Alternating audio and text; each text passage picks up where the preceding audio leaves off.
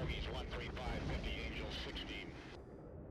When you think of fighter aircraft, you probably have a mental image of something like the Su-27 Flankers or the F-16 Falcons with their light airframe and powerful engines, allowing them to perform maneuvers such as the Pugachev Cobra or even the infamous Kavach's Bell.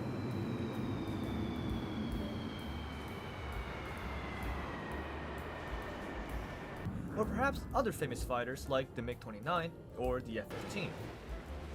However, have you ever considered what qualities make them such good aerial combat fighters?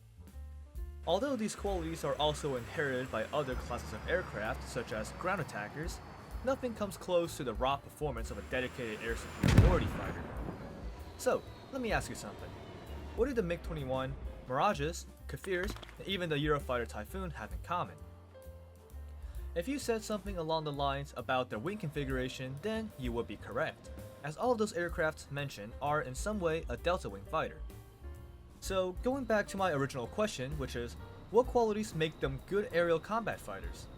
Well, we'll have to start at the ground school for this one.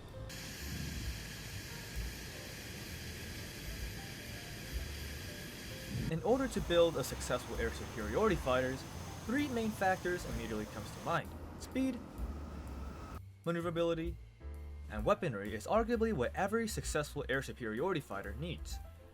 But since we're discussing maneuverability, let's take a look at one of those factors. When it comes to a fixed-wing aircraft, its wing and especially wing configuration will dictate its role and capabilities.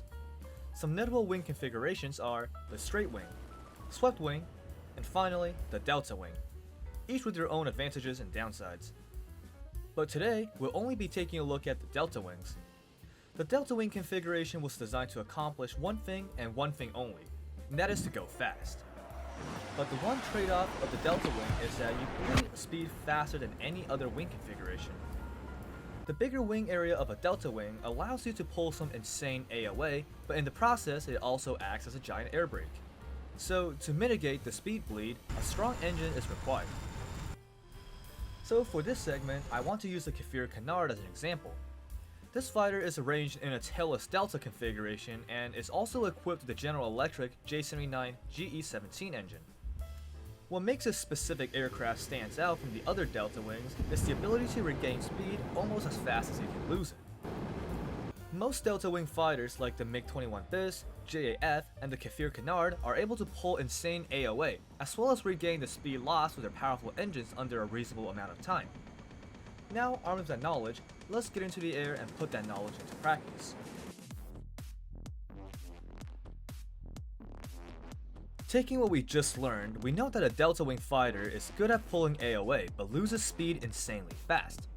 So if you want to live in a delta wing jet, it is best that you don't lose your speed. Instead, employ hit and run tactics with your missile and guns. However, if you do get yourself into a one-on-one dogfight, make sure you have some speed to work with. And also that you're also somewhat isolated from the enemy team. Once those criteria are met, you are ready to dogfight. In a dogfight, delta-winged fighters are quite a difficult opponent to overcome, especially if it's in the right hand. And even in the hands of a somewhat competent player, you can usually end the fight in 1 to 2 turns. But like every dogfight, positioning and reading your enemy is going to either make or break the fight. For example, if you come into contact with someone who's aimlessly turning with you, then go nuts. Use your superb maneuverability to send them on a quick trip back to the hangar. But if you happen to come across someone who knows what they're doing, then you must proceed with your utmost caution.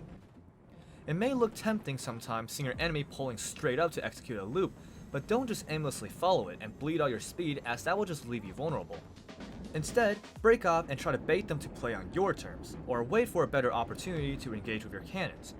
Or maybe even send a missile their way to remind them that they aren't the protagonist in the new Top Gun movie. I hope this video helped you understand your capability more as a delta wing fighter, and gave you enough information to hold your own in a fight. Tune in next time as we will teach you how to operate your aircraft to its fullest. Hey there, warthunder addicts! And thanks for watching this video.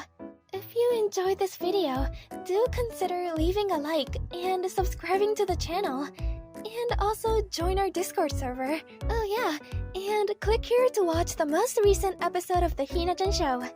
See you all next time!